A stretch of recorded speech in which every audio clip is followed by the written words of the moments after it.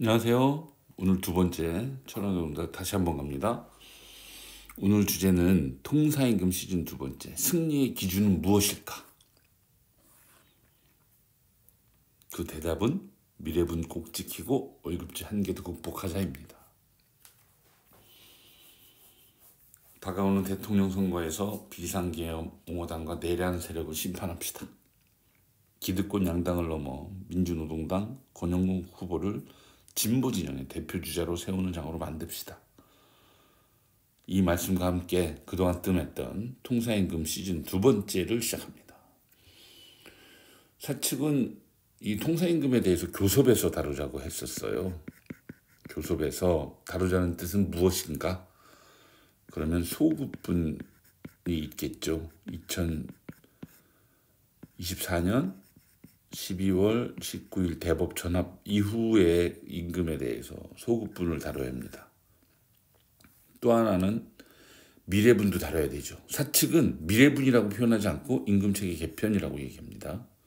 이것이 애초 사측의 입장이었습니다. 최근 다수노조인 만도노조와 실무논의를 통해서 의견을 교환하는 것으로 알려졌습니다. 개별 교섭을 앞두고 사측이 소급분부터 다루자는 뜻은 무엇일까요? 우리는 몇 가지로 진단해 봅니다. 속마음을 사실 알 수는 없습니다. 하지만 지난 노사관계 역사를 통해서 통찰해 보면 첫 번째는 다수노조 위주로 교섭해왔던 관행의 연장선이다. 말이 개별 교섭이지 사측은 실제로는 다수노조와 의견 접근을 이뤄서 이 내용을 그냥 소수노조한테 전달할 뿐이죠. 그러니 이 관행을 그대로 지켜가겠다는 뜻으로 보입니다. 또 하나는 소급분, 미래분을 나누는 겁니다. 소급분과 미래분을 나눠서 조삼모사식 전술로 활용하겠다. 그 다음에 세 번째는 정권 교체 시 교섭이 장기화되거나 쟁의행위로 번지는 것은 부담스럽다. 이런 것 아니겠느냐 이겁니다. 6월 3일 대선이 끝나면 당선된 대통령은 곧바로 임기가 시작됩니다. 그리고 곧 우리 6월 중순이면 교섭이 시작되죠. 그리고 7월 말 정도의 관행으로 따지면 교섭이 마무리됩니다. 근데 이것이 만약에 장기화돼서 또는 쟁의행위가 이어져서 이러면 사측이 즐겁지는 않을 겁니다. 새로 당선된 대통령도 경제도 어렵다는데 이 노동조합의 이 여름 교섭과 투쟁에 대해서 민감하게 바라볼 수 있겠죠. 어쨌든 통사임금 시즌 두 번째를 맞는 사측은 여유가 있죠. 왜냐하면 이 소급 적용이라는 것이 임금은 보통 3년에 3년 전까지 소급이 되는 채권입니다. 임금 채권은. 근데 대법 전원 합의체는 이것을 인정하지 않았습니다. 그래서 12월 19일 이후만 적용되기 때문에 액수가 적죠. 여기서 우리가 주목하는 사측의 노림은 소탐 대실하지 않겠다는 것입니다. 작은 것을 탐하다가 큰 거를 잃지 않겠다. 그 뜻은 소급분은 화끈하게 제시하고 액수가 적으니까 이건 액수가 작습니다. 미래분은 확실하게 제거하겠다. 여기에 이제 우리는 주목합니다. 사측은 이 입장일 거라고 예상하는 거죠. 당장 지급해야 할 쥐꼬리만한 소급분을 아끼지 않겠다는 거고, 앞으로 눈덩이처럼 불어날 미래분은 2015년 월급제 도입처럼 임금체계 개편을 통해서 확실하게 꿀꺽하겠다는 뜻 아니겠냐 이겁니다. 그렇기 때문에 우리는 미래분을 지켜야 되겠다.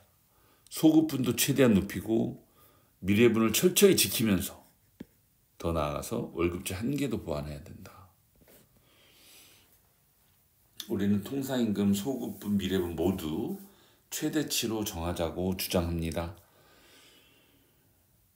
우리 철회노동자 4월 1일 날 배포했던 59호에서 통상임금을 확대 적용하게 되면 최소치, 휴가지원비, 교대보존수당, 최대치, 여가선용 비중 일부, 선물포인트, 우리사주지원금 이렇게 해서 논쟁을 예고한 바 있습니다. 최대치를 적용하면 시급 인상분이 각각 일어납니다. 야간 근로 월 이만큼씩 더 늘어나죠. 휴일 근로는 이만큼씩 늘어납니다. 하루에. 노동조합은 당연히 최대치를 주장할 수밖에 없습니다. 왜냐하면 이 통상임금은 실질적으로는 노사가 합의할 수 있는데, 노사가 합의해서 보통 시행합니다만 이것이 기준에 미달하면 무효입니다. 그러니 실질적으로는 권리에 가깝지 흥정의 대상이 아니죠. 사측은 그래서 우리는 다 주장할 수 있습니다. 이렇게 하자고 주장하는 거예요. 근데 사측은 대법 전원합의체 기준 운운할 겁니다. 기준은 이렇지 않냐. 기준에서 벗어난 임금을 우리가 통상임금이라고 얘기할 수 없지 않냐.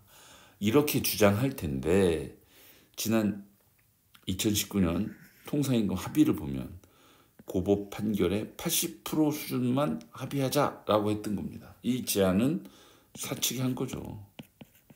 왜? 대법에서 어떻게 판결될지 모르지 않냐 사실.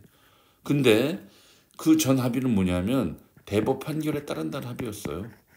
대법 판결에 따라야 되는 합의를 80%로 줄인 것은 바로 사측의 주장이었던 겁니다. 사측의 제안. 이런 합의는 뭐라고 설명할 수 있겠습니까? 사측은 이래도 되고 노측은 이러면 안 되는 겁니까? 그래서 명제는 분명합니다. 올해 발생한 통상임금 소급분과 이후 미래분은 실제로 노사가 정하기 나름입니다. 노동조합이 통상임금에 대해 소송에 나서게 되는 것은 사측이 통상임금 범위를 일방적으로 축소하려고 들기 때문인 겁니다. 이 통상임금에 소외된 동지들이 존재합니다. 대부분은 사무직 동지들도 OT 20시간 혜택을 받죠. 교대하는 조합은 당연합니다. 여기서 소외되는 동지들은 상시 주간자이면서 특근이 없는 부서입니다. 평택을 예를 들면 대부분 QC가 되겠죠. 공장을 예를 들면 1. 문마, 2. 평택 순입니다. 이 혜택이 가장 적습니다. 이들이 혜택에서 소외된 이유는 2015년 주간 2교대조합 월급제가 상시 주간자에게 매우 불리하게 설계됐기 때문이죠. 워낙은 상시 주간자는 시간 변경이 없었어요. 8시 30분 출근, 17시 30분 퇴근, 8시간이면 됩니다. 그런데 이것이 합의에 이르면서 일조와 또 교대자와 똑같아졌습니다. 7시 출근, 15시 40분 퇴근. 이게 교대하지 않기 때문에 이 새벽 출근 안 해도 되거든요. 그런데 결국은 새벽 출근하게 됐습니다. 그에 따라서 우리는 새벽 수당을 도입해야 한다고 봅니다. 새벽 7시까지 출근하려면 5시 일어나서 준비해야 됩니다. 아침 6시까지가 야간 수당 지급되는 시간이죠. 이만큼을 보장해야 된다는 겁니다. 작년 12월 19일 대법 전원합의체 판결은 통상임금 시즌 첫 번째에서 놓친 통상임금 미래분을 지킬 것을 우리한테 가르쳐줍니다. 두 번째는 월급제 한계를 극복해야 되는 과제도 던져줬습니다. 이상입니다.